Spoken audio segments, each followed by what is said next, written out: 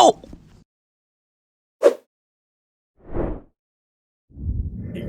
Agronomist. What does it mean?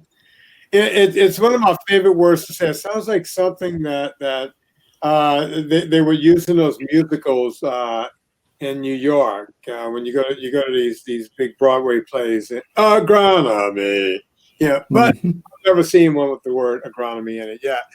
I'm sure it's coming at some point. But folks, this guy, love whenever I run into him at any of the low carb summits that are around. He's one of my favorites. As a matter of fact, my older brother was with me down in Houston, and these two guys fell in love.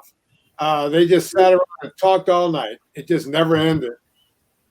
He's one of my favorite people to have on the Friday show, and I try to get him on as early and as often as I can to ask him about cows and their farting.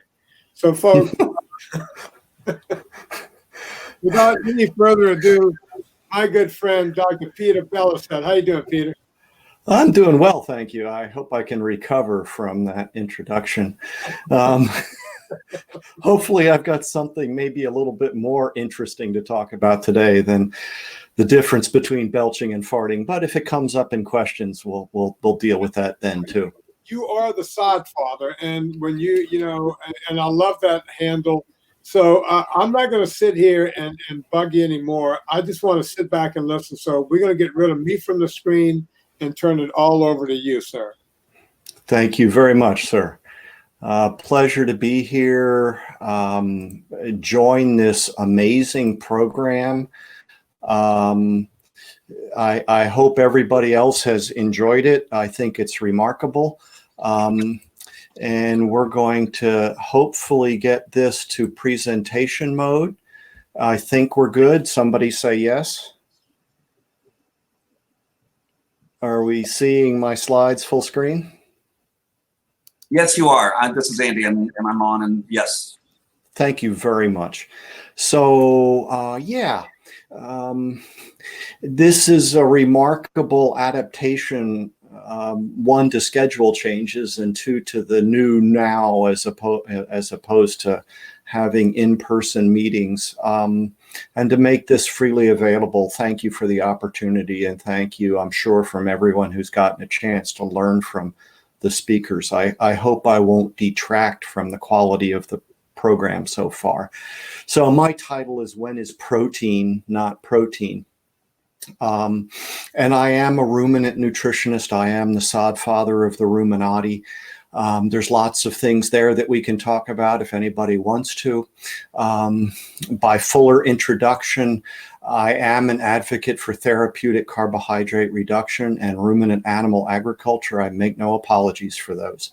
I've worked in forage agriculture for most of my adult life, and I won't apologize for that either. I work for a forage seed company presently. I am not in any way a representative of that company today. But just to give you an idea of who it is that's talking to you today, it's good to know my background. Also, for anyone who's not familiar with hay judging, there is no taste test in the hay judging contest. I've been told that Abraham Lincoln liked to use stories to make points. It helped people understand what he was trying to say. And one of them apparently involved a young boy and a man who was trying to teach him a lesson. And the man asked the boy, "How many legs would your calf have if I called its tail a leg?" And the boy answered, 5. And the man said, "No, calling the tail a leg would not make it a leg." We've been calling things protein that aren't protein, number one, and number two, really complicates and obscures some issues, and it's not the way we should be talking about nutrition in human nutrition and health, nor environmental issues and things along that way. But I can hear some say, "What do you know? You're just a forage agronomist." Fair enough. I'm a forage agronomist. I'm a ruminant nutritionist. I was trained in what I sometimes snarkily will refer to as a functional scientific discipline of animal nutrition. And I've learned some things there, and I know them, and many others do as well. But when I say them to some very smart people I've gotten to meet in this tribe of people more concerned about human nutrition and performance and health, they seem genuinely surprised by these. So today, I just like to share some more of these things, and maybe they'll surprise people. I hope it'll be helpful, and at least I hope I'll be entertaining. So by the end of this presentation, I hope everyone will understand the difference between crude protein and true protein and why that's important. The current status of humanity's protein supply and what we have to do to meet future demand. What I understand of safe levels of dietary protein intake in the human diet. Two important methods of protein quality estimation and why they're important.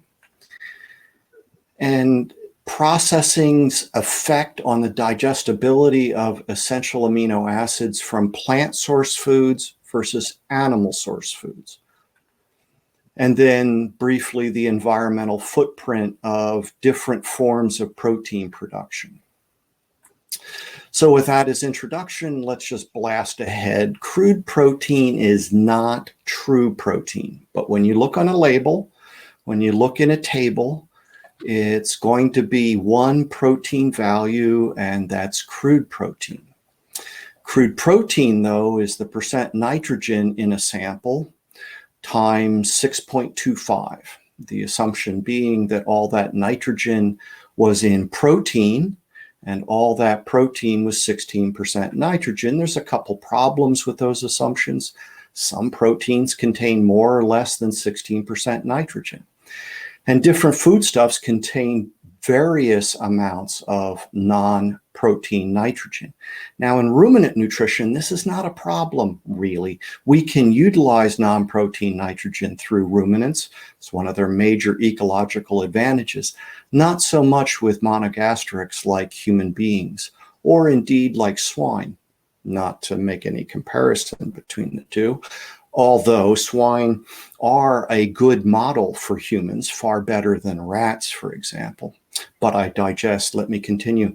The difference between crude protein and true protein is greater in plant source foods than animal source foods. Put it another way, that non-protein nitrogen content tends to be higher in plant source foods and sometimes quite a bit higher. And true protein from animal source foods contains higher proportion of nutritionally essential amino acids than plant source foods. So it's important to know those when we see protein listed when in fact that's crude protein. And here's an example. We can look at per capita daily protein supply. This is Food and Agriculture Organization data. Good news here is when we compare 1961 to 2013 across the globe or in various regions, the population of the Earth has more than doubled between 61 and 2013, and we're providing more protein per person now than we were then. So that's good. But there's a couple things to keep in mind here. Number one is that in a mere 30 years, the FAO is predicting, for example, that we'll have a 2/3 increase in the demand for animal protein. Now, I'm going to strongly suggest that that's a very conservative estimate. It's likely to be much more than that, but this is one citation. So let's look at that data again. We're going to simplify it by dropping the 1961 data. And we're going to insert the word crude in the title just to make sure everybody understands what we're looking at. The pink or bottom portion of each bar is animal source protein, and the green in the upper portion of the bars is from plant sources. Now, there's some people who suggest that we're eating too much protein. And I think the only way you can get there is in reference to what's called the RDA, the recommended daily allowance, for adults currently at about 0.8 grams per kilogram of body weight. And we'll talk about that in just a second. I've calculated what that is for a 70 kilogram human being on the right side of the graph. And you can see that the bars in every case extend above that RDA. The problem with that, though, is the RDA is not the target. It should be rightly considered the minimum. And the RDA is assumed to be of a reference protein. And that is defined as one that's highly digestible of high quality protein, such as eggs, meat, milk, or fish. In other words, it's assumed to be animal source food protein. You know, it's been largely unchanged for more than 70 years. There's been recent studies suggesting that old farts like me probably ought to be getting more than that. So with all that as background, let's go back to this graph. And we see that really there's only two regions, Europe and Oceania, where we're meeting that RDA from animal source foods alone, and not by a heck of a lot. There's also data that we could cite that says, well, maybe it ought to be more like at least between 1.2 and 1.6 grams per kilogram per day of grams per kilogram body weight per day of high quality protein is a more ideal target. Okay. Well, all right, that's significantly different than RDA. Let's look at this again. Now we've increased the scale. We still have those two previous ranges listed there. People still talk about protein in terms of percent of calories in a human's diet. And it really is inappropriate to talk about protein in terms of calories. We don't need calories of protein. We need grams of essential amino acids. And we need grams of total protein in our diet. But in any case, there's this thing called acceptable macronutrient distribution range, ranging from 10 to 35% of calories coming from protein. And in this case, I use 2,300 calories as the dietary total, and that gives me this 58 to 202 grams range. You can also look in the literature and find a tolerable upper limit for healthy, well-adapted individuals at being 3.5 grams per kilogram of body weight. So what we can, and that's like the equivalent of a kilogram of cooked meat per day for this 70 kilogram individual. So the least that you can say is that we've got a tremendous safe range for protein intake. We have a need to increase the animal source protein supply globally. And yet this is happening when we've got people advocating for essentially reduced meat intake globally. Maybe the least I say about that, the better. If someone talks about how humanity's diet needs to be plant-based, you can, after seeing this, say that it already is plant-based. The majority of calories in humanity's diet are coming from plant source foods. And we would understand that that's carbohydrates or it's plant oils, problematic to say the least. When it comes to protein in humanity's diet, the majority of protein in humanity's diet is coming from plant source foods. Now, again, we're talking crude protein. We can see from this data that cereals provides more protein to humanity's diet than all animal source foods combined. Maybe that's the problem.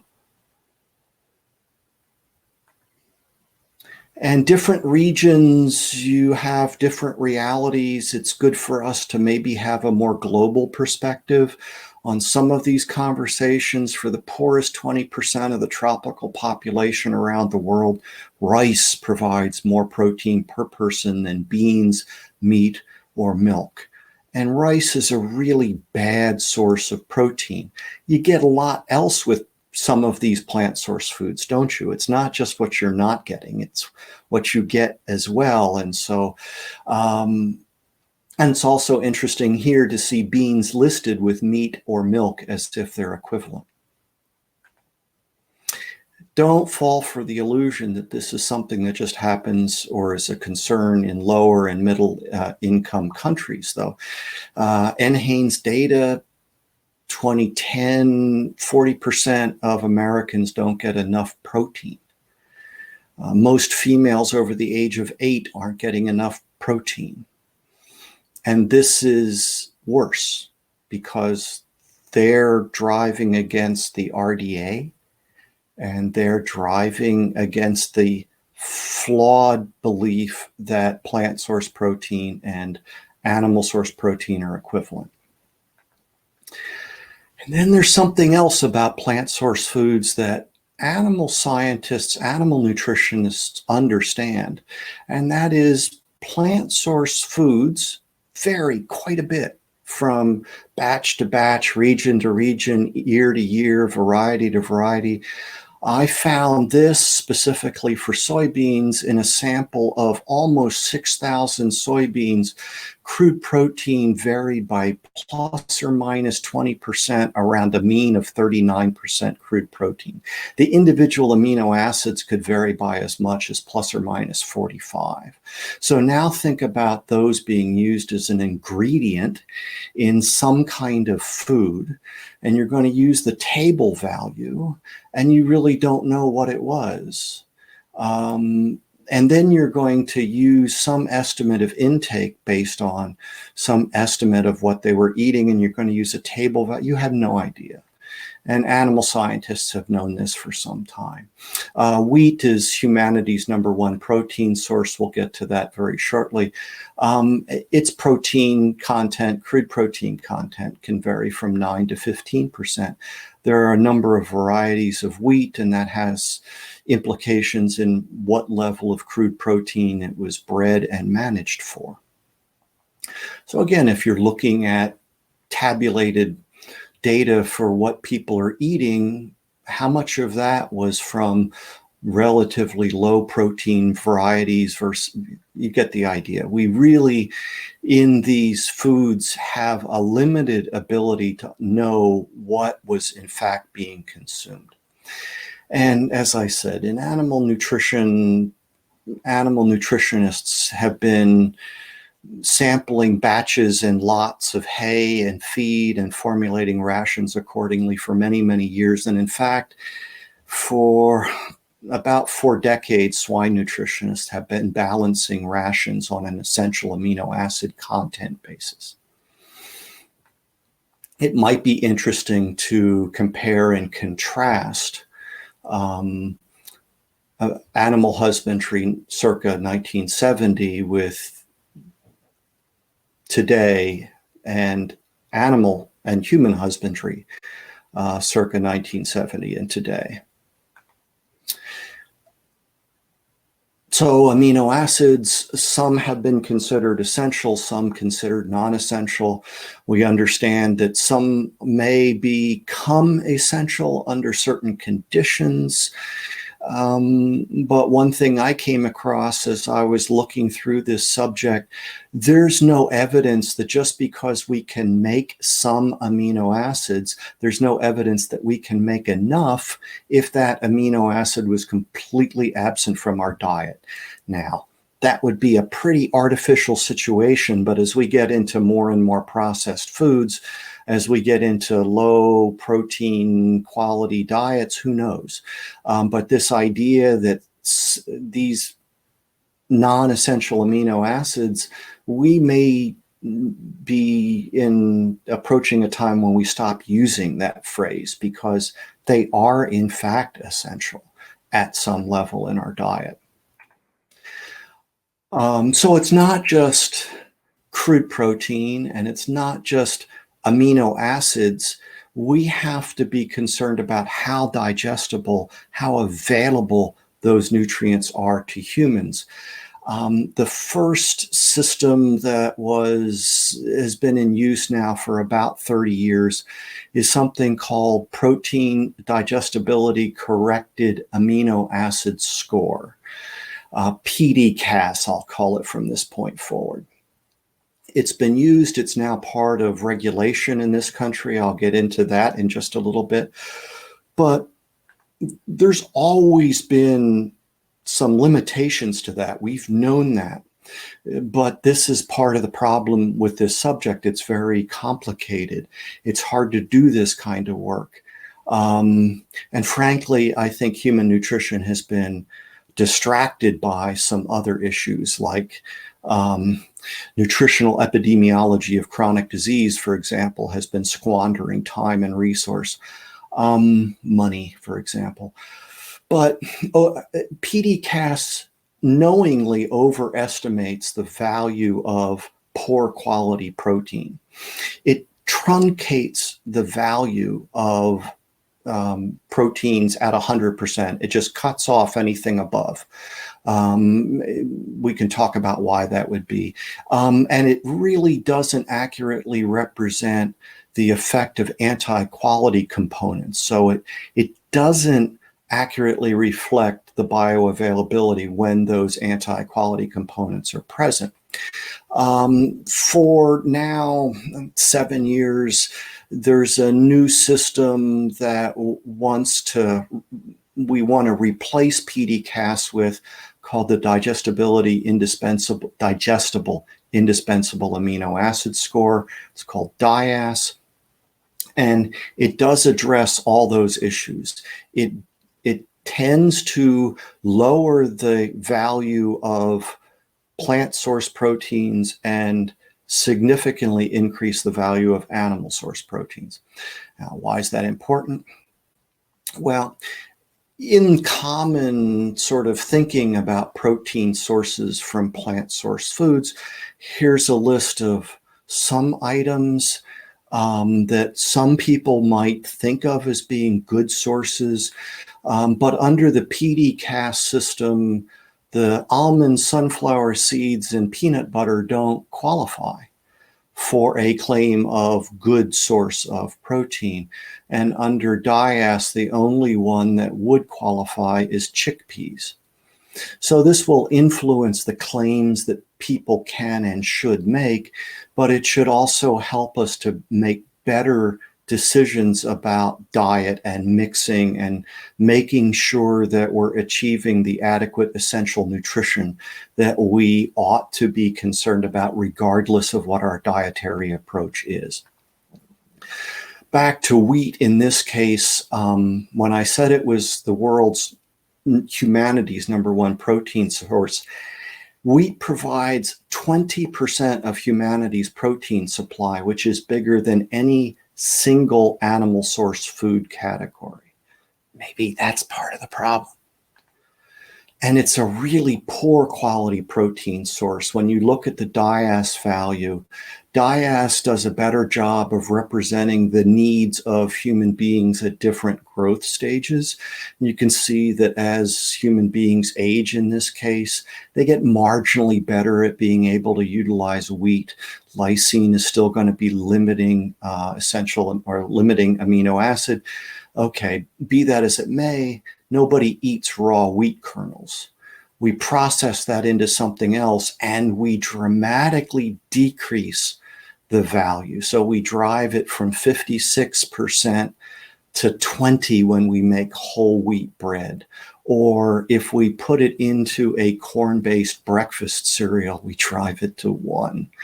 So this is just some more things to bear in mind as we try to figure out how much protein are we eating, where's it coming from, what's its value, and then making various other assertions that we can get into in Q&A. Interestingly enough, that doesn't happen when we process animal source foods. So I would like us to stop talking about processed foods, animal and plant, as if they're the same, because they're not. In this case, we take raw pork belly, which is an excellent source of protein at 119, and when we cure it and smoke it, we increased its value to 142. We could talk about raw ground beef at 121, compare that to a rare rib roast at 111, so a slight decrease, but still both excellent sources. If we make a bologna or a salami out of pork and beef, we end up with a very high quality source of protein at 128 and 120. If we make beef jerky, we increase its DIAS value. So by making these processed animal source foods, we may do things like increase accessibility, increase use, make better value out of lower cuts, increase the nutritive value, certainly in the case of the digestible, indispensable amino acid score. So we should maybe get away from comparing bacon and Doritos or beef jerky and, potato chips. Animal source foods are superior to plant source foods as sources of amino acids and other essential nutrients humans require for proper development and health. I've only been talking about protein and amino acids. Of course, we get all these other nutrients that are best or solely sourced from animal source foods. So we need to keep that in mind as well as when we're talking about this subject, but relatively short time. So we're going to just kind of press on. But there's undeniable evidence of human beings being harmed due to a lack of animal source food in their diets. Something like 2 billion human beings suffer from micronutrient malnutrition globally today. Something like a quarter of children 5 and under are stunted. And this is not just stature, this is cognitive ability, and stunted children grow up to be stunted mothers.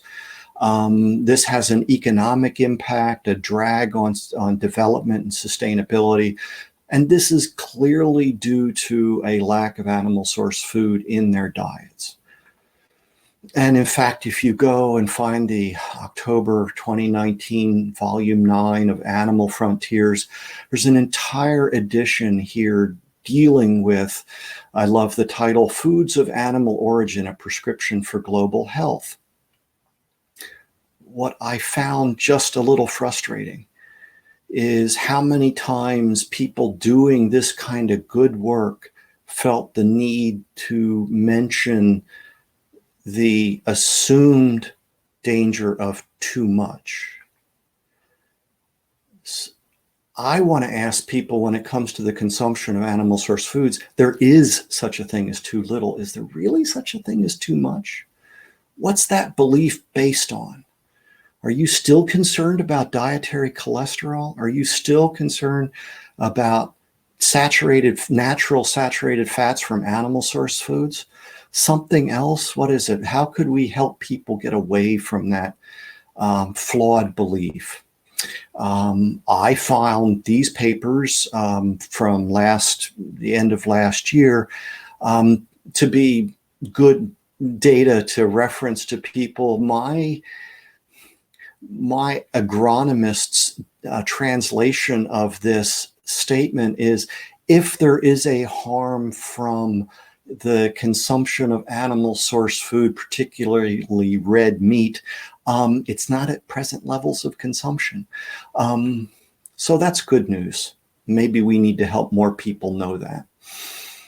So as the sod father of the Ruminati, I do like to advocate for ruminant animal agriculture. And one of ruminant animal agriculture's essential functions is this conversion of the protein from plants and non-protein nitrogen into highest quality animal protein. And the end result of that is it increases the quantity and quality of humanity's protein supply. And so cattle contribute directly to global food security. So people entertaining ideas of getting rid of animal agriculture, this is information that they're just going to have to deal with. Even if we look at just the human edible protein content that cattle are fed, they can, 0.6 to 1 is the conversion rate in this case for meat and milk. So again, increasing quantity, improving quality. You take all that together and you realize that the environmental footprint associated with the production of animal and plant protein containing foods actually is pretty close. And it has not been part of the conversation about environmental footprint to this point. And again, what people want to do in the high-income countries, they frequently have the ability to do. I'm becoming more and more concerned about people in low and middle-income countries and the effect of people's beliefs from the high-income countries limiting what our brothers and sisters in the low and middle-income countries can do. And so we have these ideas about sustainability and sustainable development. And then you can find a paper like this one, which I recommend, from Ada Shogun, Animal Source Food Sustainability Problem or Malnutrition and Sustainability Solution. Perspective matters. These things look very different depending on where you're living when you look at them. His quote, "The notion that raising livestock and consuming animal source food is fundamentally incompatible with sustainable development is flawed." Flawed is a kind adjective. I would use a different one. But there is no sustainable agriculture without ruminant animal agriculture. There can be no sustainable development without livestock agriculture. But let's even take it a step further. We heard earlier from Dr. Bickman about the global footprint of diabetes and other metabolic disorders. What's the greenhouse gas impact of the pharmaceutical industry, the healthcare industry? If the average type 2 diabetic could eliminate their medication use, they'd reduce their carbon footprint 29% more than if they switched from a meat heavy to a vegan diet. Gee, if there were only some way that people could eliminate their medication use, is there some way? I mean, if only type 2 diabetes could be shown to be reversible, there were only such a thing as drug-free remission. And if anybody had demonstrated that over a 3-year period, as opposed to, what's the likelihood of anyone staying on a vegan diet if we want to talk about sustainability?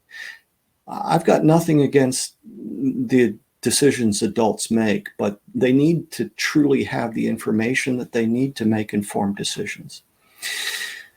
So yeah, I'd like to say that a steak a day keeps the doctor away, and I'd like to imagine what it might be like, the impact of people taking this on board, if you will, and understanding this, both from the producer side that I get to work with, as well as the consumer side. Because I think that one of my roles is to build bridges between these communities. And I want to make sure that the producer community understands the information that we've been hearing here today so far and will hear tomorrow. At the same time, I want people in this community to understand that when they improve their health, they are improving the world. And maybe that's the most impactful thing we can do and ought to be the first thing that we worry about doing. So in closing, the difference between crude protein and true protein is that crude protein is not true protein. It's easy to measure. We've been doing it for decades.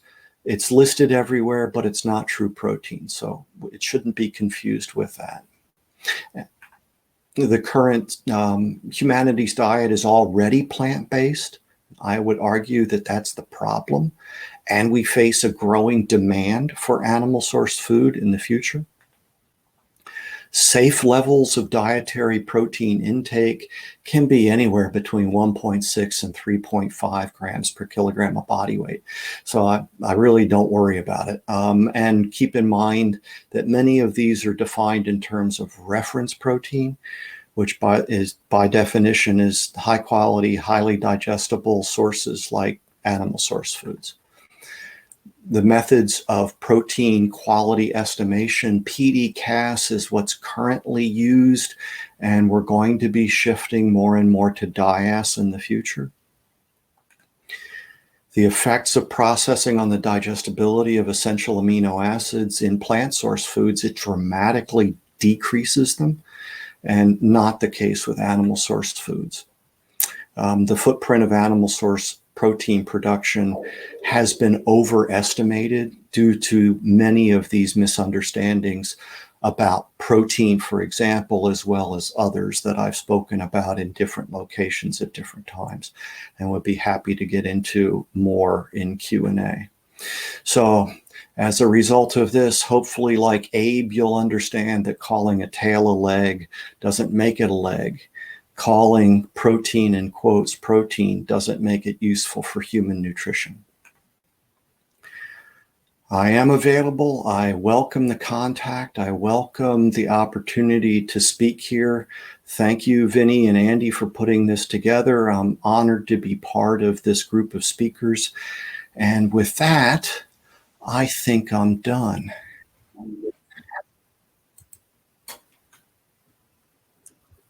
Great, that was fantastic. I'm going to bring Vinny back into the room in just a few minutes, but let's do some Q&A. If you look at the bottom of your screen, you'll see it says ask a question. Yep. If you click on that, it'll pull up the questions that are most often being clicked on as things that people are interested in, from the most at the top to the bottom. So that's the easiest way for you to see the questions that people are asking. Sure. Let's see. Oh, I see. Okay. So the question regarding the food pyramid that received a lot of okay, now. So please bear in mind that the Dietary Guidelines Advisory Committee didn't even look at protein until 2010 as specific issues to ask questions about. Also, I think it's fair to point out, as others have, the fundamental conflict of interest in between the forces behind the dietary guidelines. So part of that is they have to believe that plant source proteins are equivalent to animal source proteins. And I guess the last thing is, I was told by a friend, if RDA is the last thing that they've got to hang on to, and if they let go of that, then everything goes away. So I would insist, and I have, to the Dietary Guidelines Advisory Committee, suggested that they need to do what the FAO and WHO suggested in 2013, which is begin to talk about essential amino acids in the human diet, and get us away from this food pyramid completely. Gallbladder. I'm not that kind of doctor. So I get twitchy whenever I see things like this. There are other people that I would direct you to. I think that it's, I don't think that there's a problem, but again, I want to stop making direct answers to health issues. I'm sorry. A little bit more about the too much protein consumption, gluconeogenesis. how much protein we really need per day. Well, again, I would start, whatever your body weight is at this point. The guidelines of at least be within that 1.2 to 1.6 grams of high quality protein per kilogram of body weight. So you could divide, if you just went to 2 gram or 2.2 grams per kilogram, then that's I don't know, 1.1 grams per pound. That kind of stuff, direction for how much to eat. Again, you're going to be eating these with the naturally occurring fats that come in animal source foods primarily. And so you're going to get this satiating nature that's probably going to regulate your intake. Let's see. I hope that answers. If not, we can come back. My understanding from people like Bickman and Dr. Bickman and Amber O'Hearn is the gluconeogenesis issue is really a bit more complicated than we've been led to believe. So once more, I'm not going to worry about that. Preference as far as grass-fed or grain-fed, I don't, for a number of reasons, which I could get into further. I think it's more important for people to buy what they want to eat and can afford to eat and what is accessible. I think people have been distracted by some various issues. And I've heard people say, if you're not going to go grass-fed, don't go at all. And that's just completely wrong. I can't support that kind of idea. Game changers. Yeah, we've been there. Yeah. And thank you for that comment back. Let's see, cheap protein powders. Sold in stores. Well, if you want to make sure of what the protein source is in them, I heard that come up earlier. Pea protein isolate, for example, cannot qualify for a good source of protein claim based on dias. So there are things like that to be aware of, that the processing, you're altering it. Maybe it wasn't all that good to begin with, et cetera, et cetera. So a lot of those products are still stuck in the mold of crude protein content in the raw material in and the raw material out, or the product out. I really, really think that we're better off focusing on the overall diet and maybe occasionally supplementing with something rather than trying to supply through the diet these specialty products. Fat quantities from grain, soy-fed monogastric animals. So one of the things to bear in mind is that the flesh and fat, well, I guess that would be fat. So the flesh of a monogastric animal is always going to be more greatly influenced by its diet than that of a ruminant animal, which again is one of the ecological benefits of a ruminant. You can't feed too much fat to a ruminant animal because the fat itself is toxic in the rumen. And the more polyunsaturated fat that's in there, the more toxic it is to the ruminant animal. And so we're talking like 5 or 6% maximum. And the more polyunsaturated fat, the lower that total can be.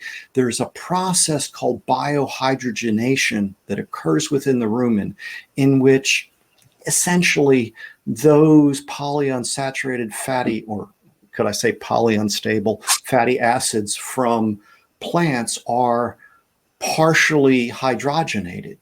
And so then we form these biological trans fats as opposed to industrial trans fats. And you got to be careful because people want to say, oh, look, there's trans fats in beef.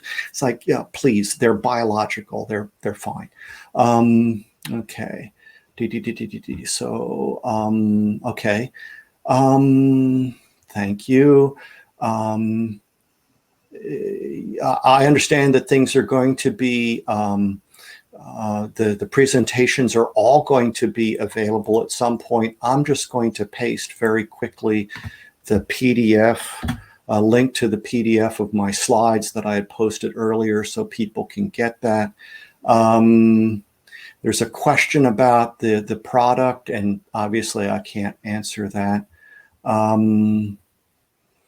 Yes, it is. I'm going to bring Vinny back in, so we'll all three be here, and I'm going to come back on screen as well, so we can help with that. Okay. This last one, I don't know that the eating the protein with carbohydrates is the mechanism. I certainly have heard that there's now this growing body of understanding, and it was mentioned on a couple of my slides, that we ought to be increasing the target for high quality protein for people 60 and older. We get less efficient at utilizing protein and assimilating it into muscle. And so the idea of feeding more would decrease the lean muscle loss, which is a big problem with aging. Also, I'll point out that as we go toward 2100, we're going to have globally an aging population globally. So that's another reason why we should be eating more. That's what I've heard. Somebody asked about the sheep. Yes, as you know, the sod father, I have to have things like that. There's all kinds of little doodads all over my office. So lamb is delicious. Lamb should never be eaten with the abomination that's called mint jelly. It's just not right. It's respect the lamb more than that. All right. Well, Peter, thank you so much. This was an amazing presentation. I've been watching the comments, and people have really been digging it. That shows you how old I am that I said digging it. Yes, thank you. Yeah, that's like 23 skidoo. Again, this presentation, like all the rest, will be posted on YouTube as well as nsngfoods.com. Peter, I'll be sending you a copy of the completed videos as well, so you can do that, use it wherever you like as well. And that's it. Thank you so much for joining us. Vinny and I will be back tomorrow morning at 11 a.m. Eastern Time, 8 a.m. here on the West Coast, and 9 a.m. Mountain, 10 a.m. Central. We've got a very full day tomorrow. We did have a bit of a scheduling snafu today, which we have corrected. So Vinny and I did what we were going to do yesterday, tomorrow at 4:30. We did today, and Nina Teicholz, who was supposed to be speaking today, will be speaking. She has confirmed at 4:30 p.m. Eastern Time tomorrow. So you don't want to miss that, because that's a great presentation. It's going to be another full day. Thank you all. Before we go, just remember, if you want to order some UltraFat from nsngfoods.com, the promo code for 20% discount is Summit. That'll be up through Tuesday, but that's it. Again, Peter, thank you so much. Vinny, anything to add before we... No, I just want to say also, Peter, I sat here as if I had never heard you speak before. It's always a pleasure to hear it over and over and over again. And folks, if you're going to go out and watch a movie like the last one, Game Changers, where they're talking about pea protein and all this kind of stuff, you got it right from the cow's mouth. It's not the same thing. Come on, get with it. It's not. Crude protein is not the same thing. And I would tell everyone, once this is up, and we're going to have it up for free, Peter will have it up for free wherever he puts things. Go listen to it again, because a lot of times, I've heard Peter speak several times, and I learn something new every time. So go listen to this again and again, and do that with all the speakers, because we pick up what we pick up, and then we let some things go by, and that's how you learn, by hearing it over and over. So Peter, thank you for coming in and doing this. Really appreciate it. Thank you for the opportunity. Good luck to everyone. All right. You guys have a good day. Thanks, everybody. Bye-bye.